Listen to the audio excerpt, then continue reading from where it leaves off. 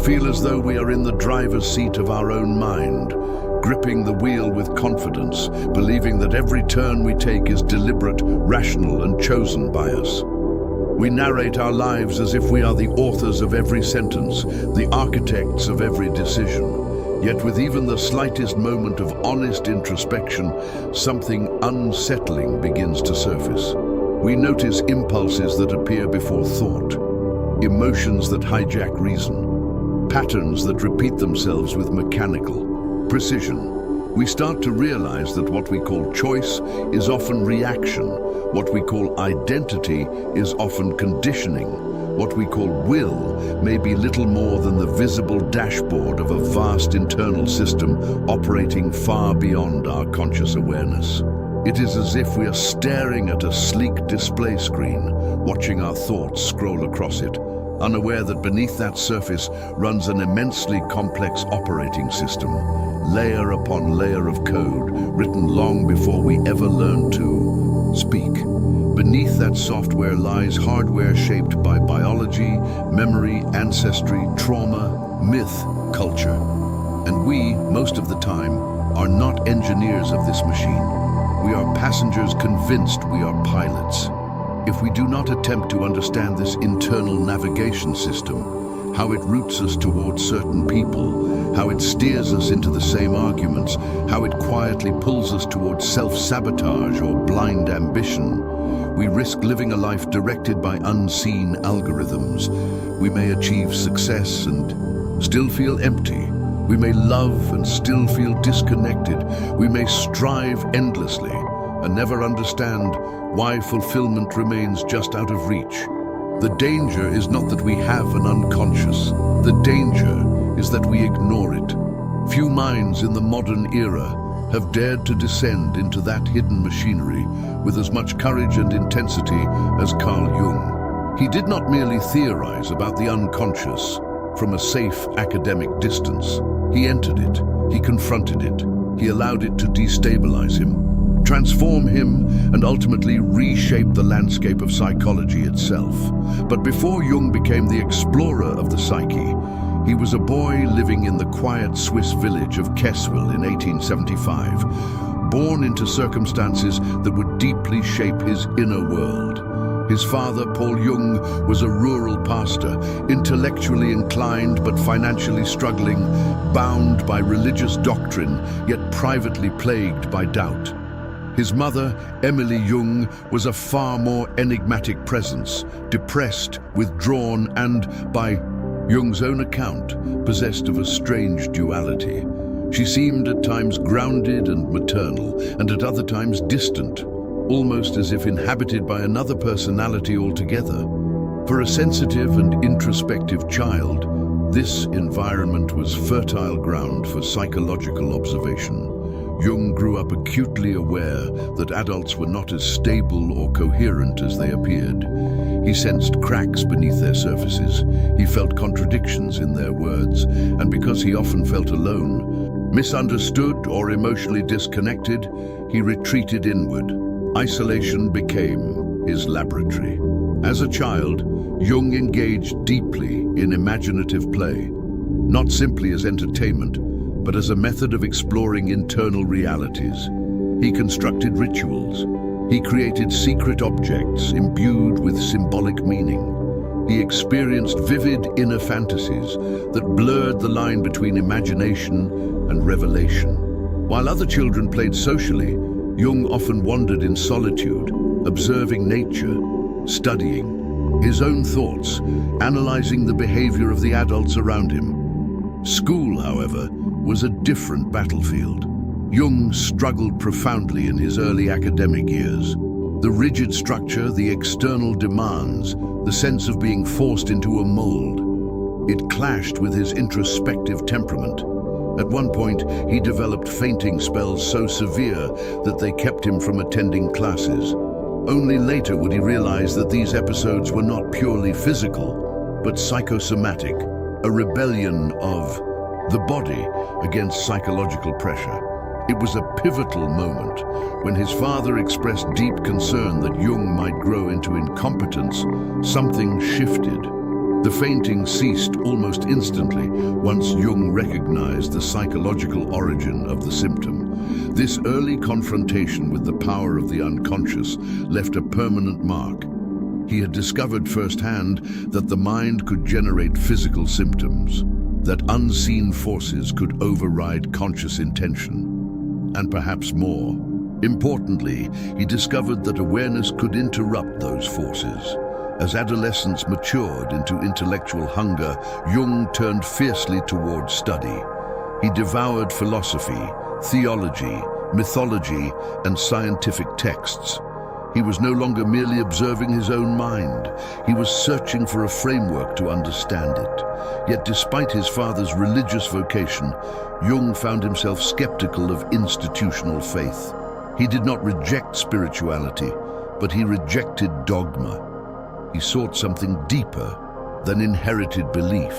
Medicine became his chosen path, not because it was prestigious, but because it offered access to the mysteries of the human condition. At the University of Basel, and later the University of Zurich, Jung immersed himself in psychiatry at a time when the field was still embryonic. Mental illness was poorly understood, often treated with confinement rather than comprehension. Working under Eugen Bleuler at the Burghölzli Psychiatric Hospital, Jung encountered patients whose symptoms were dismissed as madness. Yet Jung listened differently. He noticed patterns in their speech, symbolic themes in their delusions, emotional structures beneath their fragmentation. He began to suspect that psychosis was not random chaos, but exaggerated symbolism, meaning expressed in distorted form. This intuition would later become foundational to his theory of the unconscious. As Jung's reputation grew, he inevitably crossed paths with the most dominant psychological force of the era, Sigmund Freud. When they met in 1907, something electric occurred. Their first conversation lasted 13 hours without pause. Freud, already a towering figure in psychoanalysis, recognized in Jung a brilliant and promising successor. Jung, in turn, saw in Freud a pioneer who dared to confront the hidden drives of the human psyche. Their alliance was intense, intellectual, almost mythic. They analyzed each other's dreams. They traveled together, lectured together, debated theory deep into the night. Freud, older and more established, treated Jung at times as a favored protege, perhaps even a spiritual son. But beneath admiration, tension brewed. Freud's model centered primarily on sexuality as the driving force of the unconscious. Jung agreed that sexuality was powerful, but he sensed something broader at play. He observed that myths, symbols, religion, and archetypal patterns appeared across cultures in ways that transcended personal repression. He believed the unconscious was not merely a storage unit for forbidden desires. It was a living reservoir of universal imagery and inherited psychic structures. To Freud, this was heresy. To Jung, it was inevitable. The break between them was not simply professional, it was psychological. Jung was forced into isolation once again. Cast out from the dominant psychoanalytic movement, he faced not only public criticism, but internal collapse. He questioned his own sanity. He experienced overwhelming visions and fantasies. He feared that he was descending into psychosis. Yet instead of suppressing these experiences, Jung did something radical. He entered them deliberately. He began what he later called his confrontation with the unconscious. For years, he documented vivid inner dialogues, dreamlike visions, symbolic encounters. He painted them, he wrote them, he allowed them to unfold without censorship. This period, recorded in what would later be known as the Red Book, was not a retreat into madness, but a structured descent into the depths of his own psyche. He discovered archetypes, the shadow, the anima, the wise old man, the hero. He realized that these figures were not personal inventions, but recurring structures embedded in the collective unconscious, a shared psychological inheritance of humanity. This was his navigation system. And through that descent, Jung emerged not fractured, but transformed. He understood that we are not merely individuals shaped by childhood and instinct. We are participants in a vast symbolic network stretching across myth, history, and culture. Our dreams are not random. Our fears are not isolated. Our inner conflicts echo ancient patterns. The driver's seat we believed we occupied, it is far more complex. We are not just steering toward personal goals. We are enacting archetypal dramas. We are wrestling with shadows inherited from family, society, and humanity itself. We are navigating mythological terrain disguised as modern life. Jung's life was not just a biography of a psychologist. It was a map of what becomes possible when a human being dares to examine the machinery beneath consciousness. The question now becomes unavoidable. Are you driving your life? Or are you following routes programmed long before you were aware enough to question them? Because until you descend into your own unconscious, until you confront the hidden software guiding your reactions, your relationships, your ambitions, you may continue traveling convincingly, but not consciously.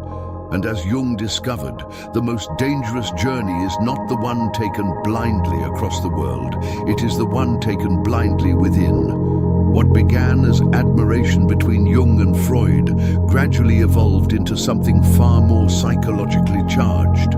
Freud, already established as the founding authority of psychoanalysis, saw in Jung not only a brilliant collaborator, but a successor, perhaps even the intellectual heir who would carry his legacy forward. Jung, younger and rising quickly, admired Freud deeply, yet he also felt the subtle weight of expectation. Their relationship was no longer merely collegial, it had taken on the emotional texture of a father-son or teacher-pupil dynamic. At first, this dynamic fueled their connection. Freud offered recognition, influence, and intellectual stimulation. Jung offered innovation, energy, and expansion. They analyzed dreams together, corresponded frequently, and traveled across Europe and America presenting psychoanalytic ideas to eager audiences. To outside observers, they appeared united, two pioneers reshaping the understanding of the human mind. But beneath the surface, fissures were forming. Freud's framework, grounded heavily in sexuality as the primary driver of unconscious behavior, felt to Jung increasingly incomplete. Jung respected Freud's brilliance, but he sensed that the psyche contained forces far older and more symbolic than personal repression alone. Mythology, religion, archetypal imagery, these elements fascinated Jung. He observed patterns in patients that could not be explained purely through childhood trauma or sexual conflict. Freud, by contrast, feared mysticism. He sought to secure psychology's status as a scientific discipline, wary of anything that might appear metaphysical. To him, Jung's widening lens threatened to dilute the rigor of psychoanalysis. Disagreements intensified, letters became sharper, interpretations diverged. Jung's growing independence, intellectually and professionally, felt to Freud like rebellion. And for Jung, remaining subordinate meant suffocating his own evolving vision. By 1913, the break was irreversible. The rupture was not only professional, it was deeply personal. For Jung, losing Freud meant losing a mentor, an ally, and a paternal figure. It forced him into isolation once more, an isolation that would push him into one of the most psychologically turbulent periods of his life. Between roughly 1913 and 1918, Jung underwent what many have described as a midlife psychological crisis. He experienced intense inner visions, vivid fantasies, overwhelming symbolic imagery. He feared at times that he might be descending into madness. The stability of his identity seemed to dissolve. But instead of fleeing from this instability, Jung did something radical. He entered it intentionally. He allowed the unconscious to speak. He recorded dreams, painted symbolic images, engaged in dialogues with inner figures that emerged in his imagination. He treated his psyche not as something to suppress, but as terrain to explore. What appeared outwardly as breakdown was, internally, confrontation. This period of psychological upheaval would later crystallize into the foundation of his independent theoretical framework. The Red Book, though unpublished for decades, documented his descent into symbolic landscapes populated by archetypal characters, figures that would later shape his most influential ideas. From that crucible emerged Jung's mature vision of the psyche. At its core, Jung's life work centered on a singular objective: to understand the full structure of the human psyche and to develop methods by which its fragmented components could be integrated into wholeness. For Jung, psychological health was not merely the absence of neurosis, it was the conscious integration of the many parts that make up the total personality. The psyche, in Jung's conception, refers to the complete personality of the individual, the totality of thoughts, emotions, impulses, memories and behaviors, both conscious and unconscious. It is not divided between good and bad, nor reducible to singular drives. It is a living system of tensions, opposites and potentials. And the fundamental task of human life, Jung argued, is individuation, the process of becoming fully oneself. Individuation does not mean ego inflation. It does not mean self-centeredness or isolation. It means making conscious what was previously unconscious, integrating shadow elements, reconciling inner opposites, and aligning with the deeper organizing center of the psyche, the self. As Jung famously wrote, man's task is to become conscious of the contents that press upward from the unconscious. As far as we can discern, the sole purpose of human existence is to kindle a light in the darkness of mere being.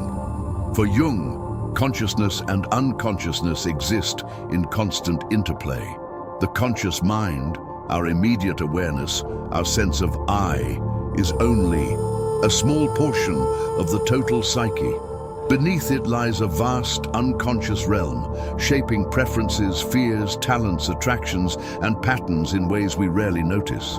Much of who we truly are lives beneath the surface. We may believe we choose partners freely, yet find ourselves repeating similar relational dynamics. We may think we dislike certain traits in others, only to discover they mirror qualities we have disowned in ourselves. We may pursue careers or ambitions that satisfy the ego while feeling an inexplicable emptiness because the deeper self remains unexpressed. To understand this hidden machinery, Jung proposed a structural model of the psyche consisting of three primary layers: consciousness, the personal unconscious, and the collective unconscious. Consciousness is the realm of immediate awareness. It includes perceptions, thoughts, decisions, and the ego, the organizing center of conscious identity. The ego tells us who we believe we are. It constructs narrative, coherence. It filters experience, but the ego is not the whole. Beneath consciousness lies the personal unconscious.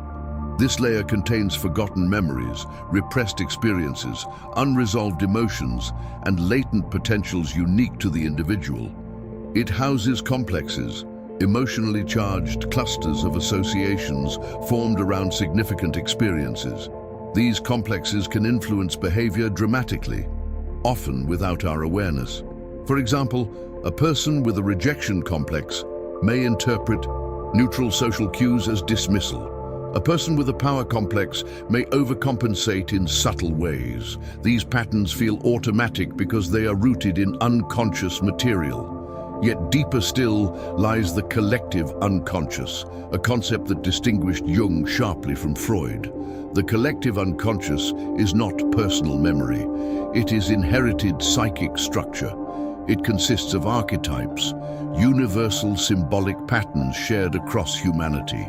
These archetypes manifest in myths, dreams, religions, and narratives across cultures and epochs. The hero, the mother, the shadow, the wise old man, the trickster. These figures are not learned consciously. They arise spontaneously in dreams and creative expression. They represent structural patterns of human experience embedded in our psychological inheritance. The archetype of the shadow, for instance, represents the disowned aspects of the personality, the traits we reject, deny, or repress. It is not inherently evil, it is simply everything the ego refuses to identify with. When unintegrated, the shadow is projected outward. We see in others what we cannot tolerate in ourselves. Individuation requires confrontation with the shadow. Similarly, Jung described the anima and animus, the inner feminine in men and inner masculine in women, as archetypal bridges to deeper unconscious material. Integration of these aspects fosters psychological balance and creative vitality. At the center of this entire structure stands the self, not to be confused with the ego. The self is the organizing principle of the total psyche, the archetype of wholeness. It represents the integration of conscious and unconscious elements into a coherent totality. Individuation is the gradual alignment of the ego with the self. This process is not linear. It often involves crisis, midlife upheavals, existential disillusionment, symbolic dreams, emotional collapse. These experiences frequently signal that the psyche is demanding integration. Jung's own breakdown following his split with Freud was not merely personal instability, it was individuation in motion. The structures that once defined him had collapsed. He was forced to rebuild from deeper foundations. The question that arises from Jung's model is deeply personal. How much of your life is governed by unconscious complexes? How often are you reacting from shadow material rather than responding from conscious awareness? Are your goals aligned with your authentic self or with inherited expectations and unexamined fears? Without awareness, we are directed by internal forces we do not understand. We repeat patterns, we project, we rationalize. With awareness, integration becomes possible. Individuation does not eliminate conflict, it transforms it into dialogue. It does not remove darkness, it illuminates it. It does not promise comfort, it promises authenticity. And authenticity, in Jung's view, is not optional. It is the very purpose of psychological development. To become conscious of what was unconscious, to integrate what was fragmented, to kindle light within darkness. That is the work. Not simply to live, but to become. Thus, a sort of reservoir of psychological predispositions, structures, and memories that have been formed by this chain is automatically inherited by each human being. Jung found this to be empirically demonstrable in both his own professional psychiatric practice, finding recurring significant symbolic patterns appearing in the dreams and fantasies of patients who had never been exposed to the myths, religions, or stories that contained those same images. He encountered serpents coiled around trees, divine children emerging from darkness, wise old men offering guidance, shadowy doubles threatening the dreamer, apocalyptic floods, sacred marriages between opposites, symbols that echoed across cultures separated by oceans and centuries. These were not random coincidences. Jung concluded that beneath the personal unconscious, beneath forgotten memories and repressed emotions, there existed a deeper layer, structured not by individual biography, but by humanity's shared psychic inheritance. This was the collective unconscious, a reservoir of archetypal patterns that shape perception, emotion, imagination, and meaning. Archetypes are not specific images, they are organizing principles. The hero archetype, for example, does not dictate a single story, but expresses itself through countless narratives. Gilgamesh, Hercules, Christ, Buddha, modern cinematic protagonists. The archetype of the mother appears in nurturing goddesses, protective figures, devouring witches, even in the symbolism of the earth itself. These patterns repeat, because they are structural tendencies of the psyche. They pre-exist individual experience. The collective unconscious is not learned, it is activated. Just as the body develops according to genetic blueprints, the psyche unfolds according to archetypal potentials. Under certain emotional or developmental pressures, these archetypes constellate, meaning they become energized and shape perception and behavior. When someone falls in love, the anima or animus archetype may be activated, projecting idealized qualities onto another person. When someone enters midlife and feels an inexplicable pull toward meaning, spirituality, or creativity, the self-archetype may be emerging. When conflict erupts irrationally and intensely, the shadow may be demanding recognition. The problem is that most of this happens unconsciously. We believe we are making rational decisions. We believe our judgments are objective. Yet, beneath conscious awareness, archetypal patterns are structuring our reactions, attractions, fears, and ambitions. Jung's model implies something unsettling but liberating. We are far less self-directed than we assume until we become conscious. The ego, seated at the center of consciousness, constructs a narrative of identity. It says, "This is who I am." It organizes memory into continuity. It protects self-esteem, but in doing so it must exclude what does not fit the story. Those excluded elements do not vanish. They descend into the personal unconscious and become shadow material. The persona, meanwhile, is the social mask, the adaptive face we present to navigate roles and expectations. It is necessary. Without persona, we could not function in society. But when we over-identify with it, when we believe the mask is the total self, we become estranged from our deeper nature. A person who identifies entirely with their professional role may feel hollow when that role collapses. A person who prides themselves on kindness may repress anger until it erupts destructively. A person who sees themselves as rational may reject emotional depth and become spiritually impoverished. The persona protects, but it also confines. Behind it, the shadow accumulates. Jung warned that whatever the ego refuses to acknowledge will manifest indirectly, unacknowledged. Aggression may appear as passive hostility. Denied vulnerability may appear as arrogance. Repressed desire may appear as moralistic judgment of others. Projection is the mechanism through which this occurs. We encounter in others what we cannot tolerate in ourselves. The trait that irritates us most intensely often mirrors disowned parts of our own psyche.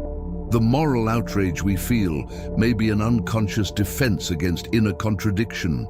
Until we withdraw projections and integrate shadow material, we remain fragmented. This fragmentation creates inner tension. The ego attempts to maintain control, filtering experience to preserve identity. But the unconscious pushes upward, seeking expression. Symptoms arise: anxiety, depression, inexplicable dissatisfaction. Life may feel directionless, repetitive, or strangely empty. Individuation begins when we recognize that the ego is not the master of the psyche, but only a part of it. The goal is not to dissolve the ego, but to realign it. When Jung spoke of wholeness, he did not mean perfection, he meant integration. The ego must enter into dialogue with the unconscious. Shadow must be confronted, not eliminated. Archetypal energies must be recognized, not blindly enacted. Dream analysis was one of Jung's primary tools for accessing this dialogue. Dreams, he believed, are spontaneous productions of the unconscious, compensating for conscious imbalances. If the ego becomes inflated, dreams may humble it. If the ego becomes rigid, dreams may introduce chaotic imagery to destabilize certainty. Symbols bridge the conscious and unconscious. Unlike signs, which have fixed meanings, symbols carry multiple layers of significance. A snake in a dream may represent danger, transformation, instinct, healing, or spiritual awakening, depending on context. Symbols invite interpretation rather than demand it. Active imagination, another Jungian method, involved engaging consciously with unconscious imagery. Rather than suppressing fantasy, Jung encouraged individuals to dialogue with inner figures, draw them, write about them, explore their messages. This process allows unconscious material to become conscious without overwhelming the ego. Over time, through confrontation and integration, the ego aligns more closely with the self, the archetype of totality. The self represents psychological wholeness. It is often symbolized by mandalas, circles, sacred geometries, images of completeness. When the ego is in conflict with the self, life feels misaligned. When the ego cooperates with the self, meaning emerges. Meaning, in Jung's framework, is not imposed from outside. It arises from alignment between conscious life and unconscious purpose. Many crises in life, career dissatisfaction, relational collapse, existential anxiety, are symptoms of misalignment. The persona may be thriving while the self is starving. The ego may be successful while the soul is fragmented. Jung observed that midlife often marks a turning point. The ambitions that once fueled identity lose their charge. External success no longer compensates for internal emptiness. Dreams intensify. Questions arise. Who am I beyond my roles? What have I neglected? What wants to emerge now? If ignored, this turning point may manifest as depression or restlessness. If engaged consciously, it becomes the gateway to individuation. The tension between opposites is central to Jung's thought. Consciousness versus unconsciousness. Persona versus shadow. Masculine versus feminine principles. Rationality versus instinct. Order versus chaos. Psychological growth does not eliminate tension, it holds it. Jung believed that within the tension of opposites, a transcendent function emerges. A third position that reconciles conflict. This is not compromise, it is transformation. From conflict between rationality and emotion may arise wisdom. From tension between independence and intimacy may arise mature relationship. From confrontation with death, anxiety may arise authentic living. Without awareness, we are carried by archetypal currents. With awareness, we participate in shaping our destiny. Jung's exploration of his own psyche during his crisis demonstrated this. Rather than pathologizing his visions, he studied them. Rather than suppressing symbolic imagery, he documented it. The result was not madness, but theoretical innovation. His insights reshaped psychology. The unconscious is not merely a repository of trauma, it is a creative, dynamic and compensatory force. It contains shadow and potential. It houses both danger and treasure. To ignore it is to live half a life. To confront it is to risk instability, but also to discover depth. The navigation system within us is vast, complex, ancient. The ego sees only the dashboard. Beneath it operates layers of inherited structure, symbolic logic, emotional memory, and archetypal momentum. If we do not attempt to understand this system, how it shapes perception, how it directs attraction and aversion, how it scripts repetitive patterns, we drift, we repeat, we project.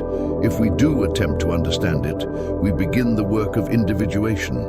This work is lifelong. There is no final state of completion.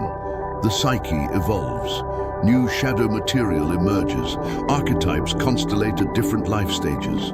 The self calls the ego toward greater alignment again and again, but the direction shifts.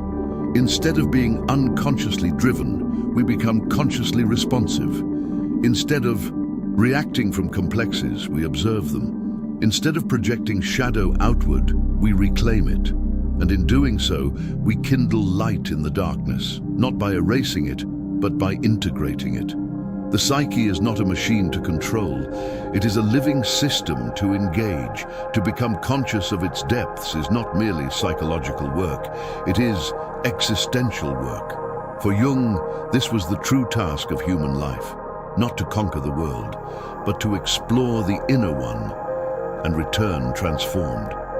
We like to believe we are the conscious authors of our lives. We imagine ourselves sitting firmly in the driver's seat of our own mind, hands on the wheel, choosing our direction with deliberate clarity. We tell ourselves that our decisions are rational, our preferences authentic, our reactions justified.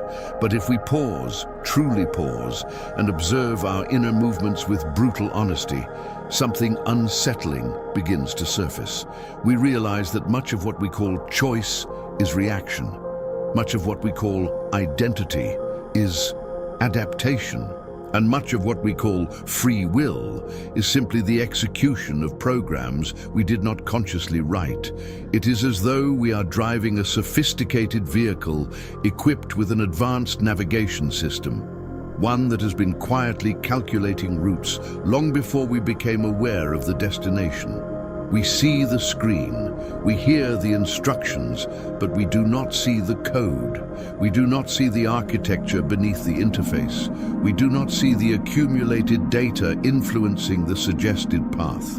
And if we never question it, never investigate how it operates, why it chooses certain routes, why it avoids others, we may spend an entire lifetime traveling toward destinations that were never truly ours. Carl Jung dedicated his life to mapping this hidden navigation system. He did not approach the psyche as a flat mechanism of stimulus and response. He approached it as a living, symbolic, dynamic ecosystem. He believed that beneath our conscious awareness lies a vast terrain, ancient, layered, autonomous, and unless we make the effort to descend into that terrain, to understand its structures and forces, we remain passengers mistaken for drivers. Jung's early life foreshadowed his later explorations. Born in 1875 in Kesswil, Switzerland, he grew up in a household charged with tension and contradiction. His father, Paul Jung, was a rural pastor, intellectually serious, emotionally strained, struggling with his faith. His mother, Emily, was complex, unpredictable, prone to episodes that blurred the line between spiritual experience and psychological disturbance. Jung would later describe her as having two personalities, one ordinary and one mysterious, as if inhabited by something older and darker. As a child, Jung retreated inward. He was introverted to the point of isolation. He constructed elaborate internal worlds. He played alone for hours, crafting symbolic games and private rituals. He observed adults with a penetrating seriousness, as though studying a species he did not fully trust. School was difficult. He fainted from anxiety. He resisted the rigid structures imposed upon him. But somewhere within that resistance, a powerful intellect was forming, one that would eventually turn inward with the same intensity he once directed at his surroundings. He chose medicine over theology, perhaps sensing that his calling lay not in preaching doctrines, but in exploring the human interior. At the University of Zurich, he specialized in psychiatry, eventually working under Eugen Bleuler, a prominent figure in early psychiatric research. There, Jung encountered patients suffering from psychosis, individuals whose realities were fragmented, whose inner worlds had overtaken their outer lives. Rather than dismiss their symbolic expressions as meaningless delusion, Jung became fascinated. He sensed that beneath the chaos lay patterns. Soon, he would meet Sigmund Freud. Their first encounter lasted 13 hours. Freud, already an established intellectual force, saw in Jung a brilliant successor. Jung saw in Freud both mentor and father figure. Their collaboration was intense. They analyzed dreams, debated theory, traveled and lectured together. But beneath the admiration lay tension. Freud approached the unconscious primarily through sexuality and repression. Jung felt that this reduction was insufficient. He sensed something broader, older, more mythic, operating beneath the surface of the human mind. Eventually, their differences fractured the relationship. In 1913, they parted ways. What followed was not immediate triumph for Jung, but psychological crisis. He entered what he later described as a confrontation with the unconscious. He experienced vivid visions, symbolic fantasies, internal dialogues with figures that seemed autonomous. Rather than suppress or pathologize these experiences, he studied them. He recorded them meticulously in what would later become known as the Red Book. He descended voluntarily into his own psyche, not to escape reality, but to map it. From this descent emerged his mature model of the psyche. At its most fundamental level, Jung divided the psyche into three realms: consciousness, the personal unconscious, and the collective unconscious. Consciousness is the domain we know. It is where the ego resides, the center of our immediate awareness, the organizer of our narrative identity. The ego tells us who we are. It creates continuity. It selects which memories to emphasize and which to minimize. It constructs a persona, the social mask we present to the world. The persona is not inherently false. It is necessary. It allows us to function in society, but it is selective. It is curated. It emphasizes traits that align with approval and suppresses those that threaten acceptance. Everything the ego rejects does not disappear. It descends. Beneath consciousness lies the personal unconscious, a repository of forgotten memories, repressed emotions, denied impulses. Here reside the experiences too, painful, shameful, or contradictory for the ego to include in its story. But Jung went further. He proposed the existence of the collective unconscious, an inherited layer of the psyche containing universal patterns he called archetypes. These archetypes are not learned culturally. They are structural predispositions embedded within us. They manifest in myths, dreams, religious symbols, literature across civilizations that never encountered one another. The hero, the mother, the trickster, the wise old man, the shadow. The shadow is the most unsettling. It represents the totality of traits we refuse to acknowledge as our own. Not only what is morally dark, but what contradicts our self-image. If you see yourself as gentle, your aggression goes to the shadow. If you see yourself as strong, your vulnerability descends there. If you pride yourself on rationality, your emotional chaos hides in its depths. The shadow does not vanish because it is ignored. It influences from below. Projection becomes its primary mechanism. We accuse others of traits we cannot admit in ourselves. We feel irrational hatred toward individuals who mirror our disowned impulses. We idolize qualities in others that we secretly long to embody. Individuation, the process Jung considered the central task of life, is the gradual integration of these unconscious contents into consciousness. It requires radical honesty. It requires the willingness to descend the staircase into the basement of the psyche and confront what lives there. Most people retreat.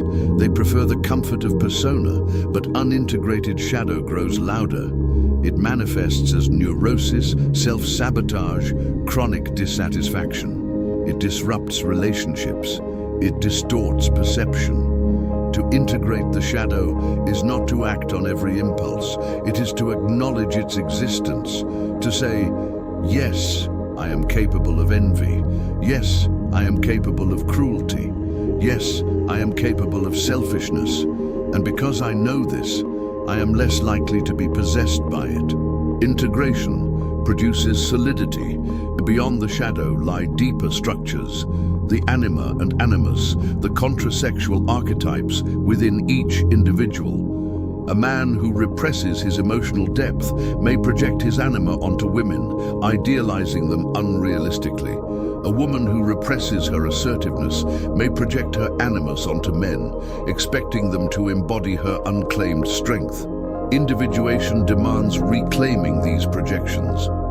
At the center of this vast architecture lies the self, the totality of conscious and unconscious. It is not the ego, it is not the persona, it is the organizing principle of wholeness.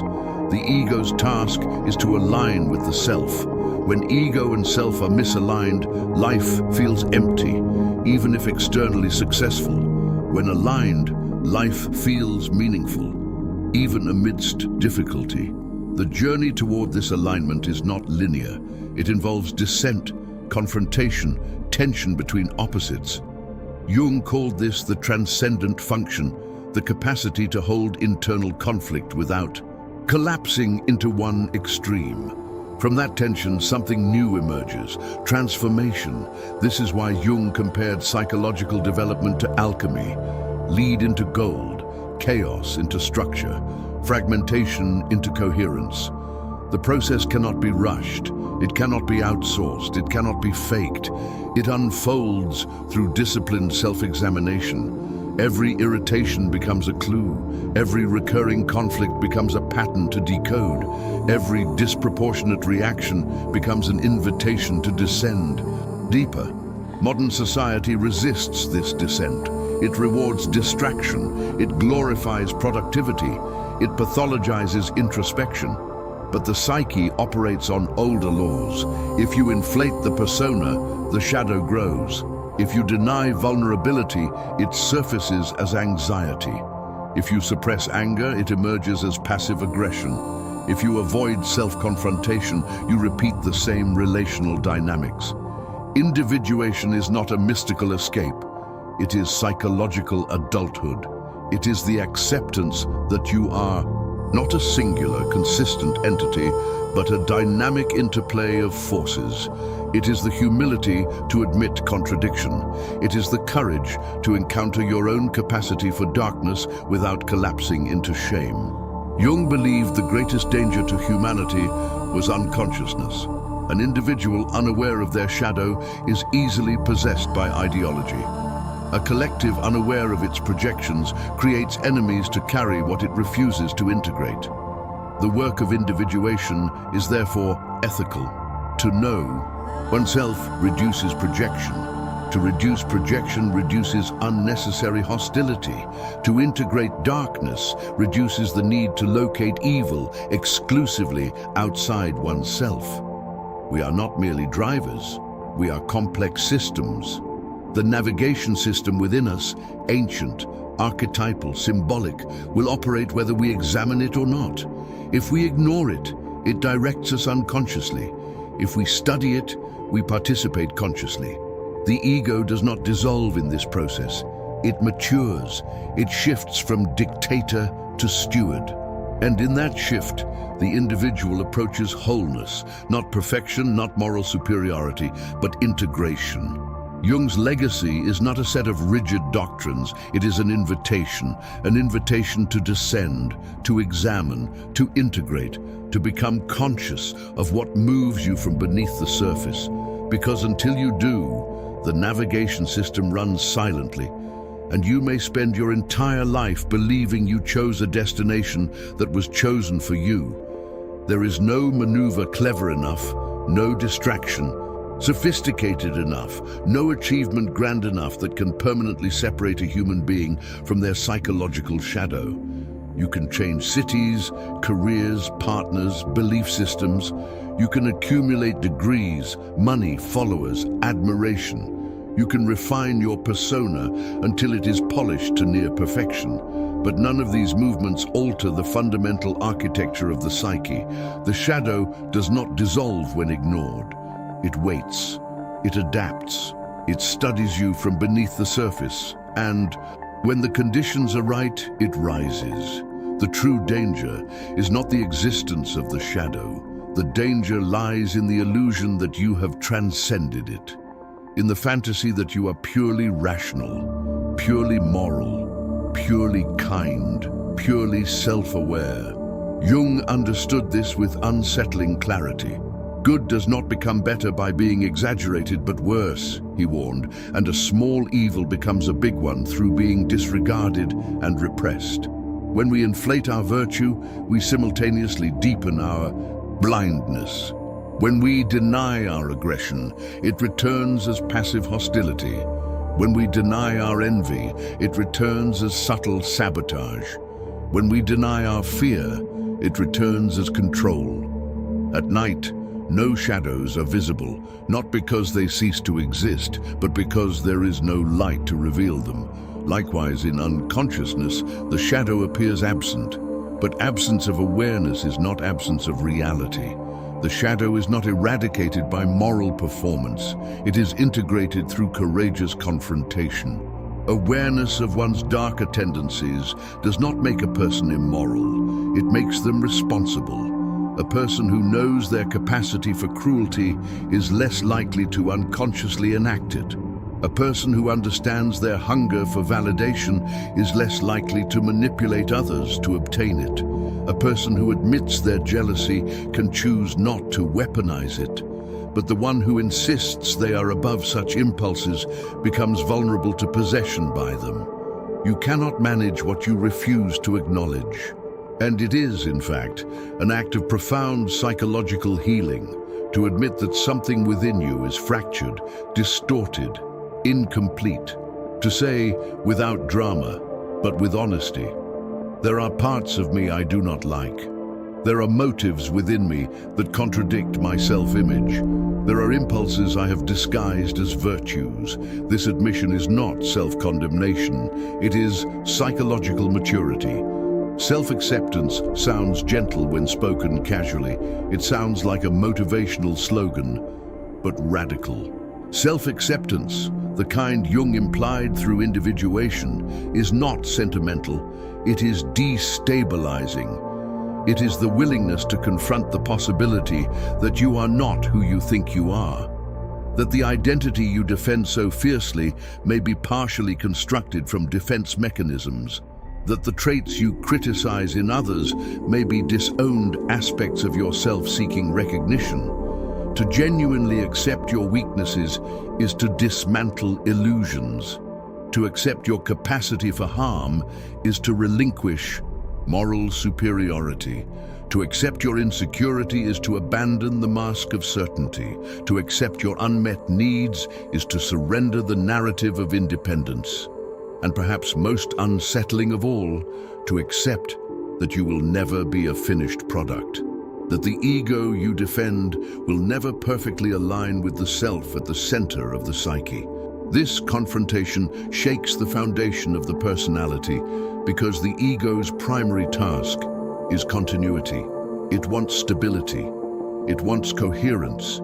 It wants to preserve the story it tells about itself. But individuation is not about preserving a story. It is about evolving beyond the confines of one. To admit that you are not as virtuous as you hoped, not as rational as you imagined, not as independent as you claimed.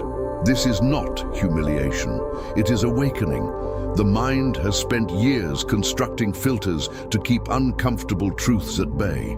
It has rationalized, justified, projected, minimized. It has blamed circumstances, other people, bad luck. And slowly, the narrative solidified. But the shadow is patient. It waits for cracks. When life disrupts your narrative, a betrayal, a failure, a loss, a period of depression, the ego experiences it as catastrophe. Yet psychologically, such moments often represent opportunities. The navigation system you believed you controlled reveals itself to be partially automated. You realize you have been reacting, not choosing, repeating patterns, not authoring your life, following inherited maps, not consciously setting coordinates. Jung's metaphorical contribution to psychology can be understood in this way. He did not merely diagnose the machine, he descended into it. He dismantled its mechanisms. He risked his own stability in order to explore the depths of the unconscious. His confrontation with his own shadow was not theoretical. It was lived. During his years of inner turmoil, he encountered figures, visions, and symbolic landscapes that emerged from his unconscious. He did not suppress them. He dialogued with them. He recorded them. He allowed the unconscious to speak. This is not mysticism detached from psychology. It is an acknowledgement that the psyche contains layers beyond rational control. The work of individuation requires a similar courage, not necessarily through dramatic visions, but through disciplined introspection. When you feel disproportionate anger, you ask, "What was threatened in me?" When you feel jealousy, you ask, "What unlived desire is surfacing?" When you feel resentment, you ask, "Where did I betray myself by saying yes when I meant no?" Each question is a descent. Every honest reflection is a step down the stairwell into the basement of the psyche. The temptation, upon encountering discomfort, is to rush back upstairs, to distraction, to moral justification, to self-righteousness. But the basement does not disappear. It accumulates. Integration does not mean indulging your shadow. It means recognizing it without becoming possessed by it. There is a difference between acknowledging anger and acting violently, between recognizing envy and destroying someone's success, between admitting insecurity and manipulating others for reassurance. The more conscious you become of these impulses, the less they control you. Ignorance breeds compulsion. Awareness introduces choice. Radical self-honesty is not a single revelation, but a lifelong discipline. It requires revisiting assumptions about yourself repeatedly. It requires tolerating ambiguity. It requires accepting that parts of you will always remain partially unconscious. Jung himself admitted that complete individuation in the absolute sense may be impossible, but the pursuit of it is transformative. The navigation system of the psyche does not disappear when understood, but it becomes less tyrannical. You begin to recognize inherited patterns, family scripts, cultural expectations, archetypal roles that once operated invisibly. You see how you unconsciously sought validation from authority figures because of unresolved parental dynamics. You notice how you sabotage intimacy because vulnerability threatens your constructed persona. You recognize how your ambition masks fear of inadequacy. This recognition does not instantly repair the system, but it gives you access to the controls. Before individuation, life often feels reactive. You respond to triggers without understanding their origin. You interpret events through distortions. You chase goals that do not satisfy you. You repeat relational dynamics that wound you. It feels like destiny. Jung famously stated, "Until you make the unconscious conscious, it will direct your life, and you will call it fate." Fate, in this context, is unexamined pattern. When you begin to illuminate the unconscious, fate transforms into choice, not absolute freedom. No human being achieves total autonomy, but increased authorship. You can detect when the navigation system is routing you toward familiar yet destructive terrain. You can pause, you can override. You may still feel anger, but you do not automatically act from it. You may still experience insecurity, but you do not build your life around compensating for it. You may still carry shame, but it no longer defines your identity. This is not self-perfection, it is self-integration. A fulfilled life, in Jung's understanding, is not one devoid of darkness. It is one in which light and darkness are reconciled within a broader wholeness. The self, the integrated totality of conscious and unconscious, becomes the orienting center. The ego no longer pretends to be sovereign. It becomes a servant of a deeper order. And in that alignment, something shifts. The persona becomes less rigid. You no longer exhaust yourself maintaining appearances. You speak more honestly. You choose relationships more consciously. You pursue work that resonates with your authentic inclinations, rather than merely satisfying external expectations. The navigation system still exists. It still contains inherited archetypes, collective influences, personal complexes. But now you are aware of its structure. You are less likely to mistake its automatic suggestions for absolute truth.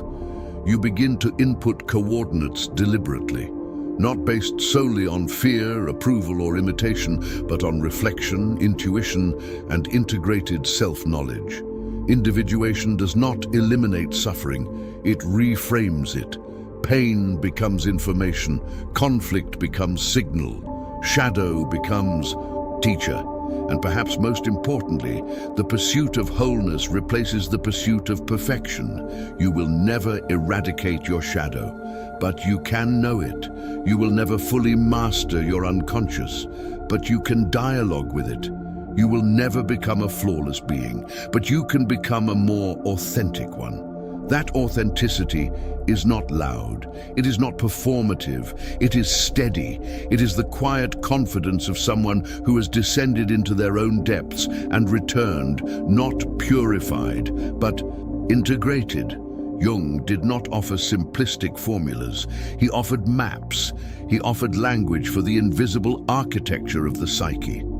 He offered a framework through which individuals could begin to understand why they are drawn to certain paths, trapped in certain cycles, haunted by certain patterns, but the journey itself remains yours.